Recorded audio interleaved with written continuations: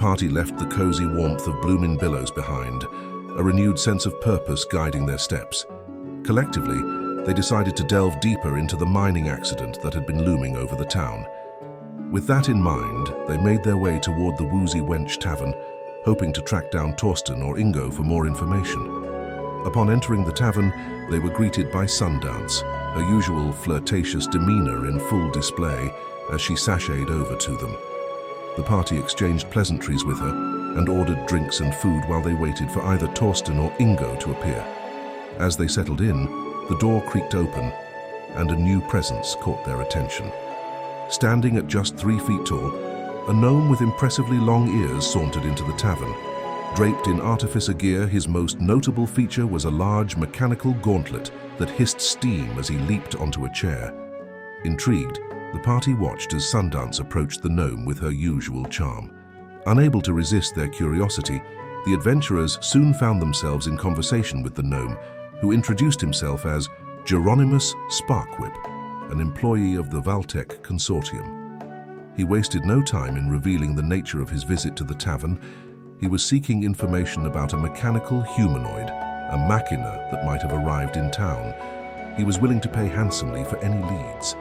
Feigning ignorance, the party denied having seen such a creature, though they pressed him for more details. Geronimus, clearly eager to share his knowledge, explained that machina were creations of the ancient Varlin civilization, dormant for thousands of years until, 3 years ago, many began reactivating all across Traumland.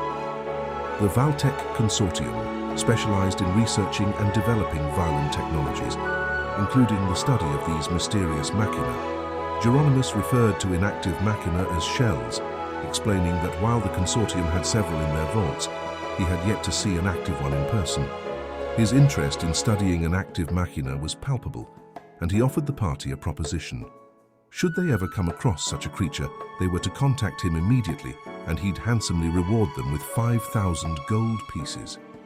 As their conversation continued, Geronimus revealed that he was currently in Trivium performing structural upgrades to Castle Trivium using the latest Valen technology, per the Count's request. He also mentioned that adventurers such as themselves could find contract work through the Valtech Consortium, recovering Valen artifacts and technology. If they succeeded in completing trials, they could even become full-fledged members of the guild, granting them access to advanced technology and higher-paying missions. Before he left, Geronimus gave them a small, stone-like device, a calling card of sorts. With it, they could contact him directly if they found anything related to the machina. The party, intrigued but cautious, accepted the device. However, Torsten was nowhere to be found. With no other leads, they set off for the mines, determined to uncover the truth of the mining accident. Their journey took them deep into the Einwald ruins, the mine shaft winding 2 miles into the heart of the mountains. As they descended, the eerie sound of wind howling through the tunnel accompanied them. At one point, they spotted a strange rat with a purple glow on its head, but it scurried off before Zed could interact with it. Eventually, they reached a large prospecting area, covered in dust from an abandoned processing machine. The air was thick with the sense of neglect, the mine having been left unattended since the accident with the foreman. Pressing deeper into the mine's dark corridors, the party soon found themselves under attack by giant spiders, which had taken over in the miners' absence. With swift, decisive blows, they dispatched the arachnids, but the sense of unease only grew.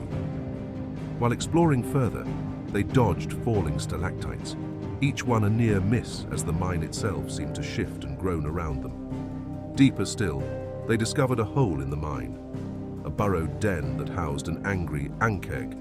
The bug-like creature emerged from its lair, furious and ready for a fight.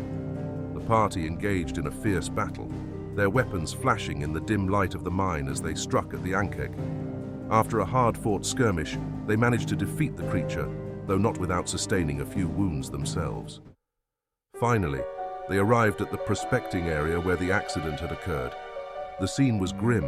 Several large boulders lay scattered across the ground, and after clearing the debris, they found the body of the foreman, crushed beyond recognition. As they examined the area more closely, something seemed off. The stones that had caused the accident didn't match the surrounding rock. It was as though the shaft walls had been tampered with. Inspecting the walls further, the party noticed clear signs of sabotage. The stonework had been altered in a way that didn't quite match the natural formation of the mine. Someone had set the collapse in motion deliberately, ensuring the foreman's death. With this newfound knowledge, they knew the mining accident was no accident at all, and that something much darker was at play within the town of Trivium.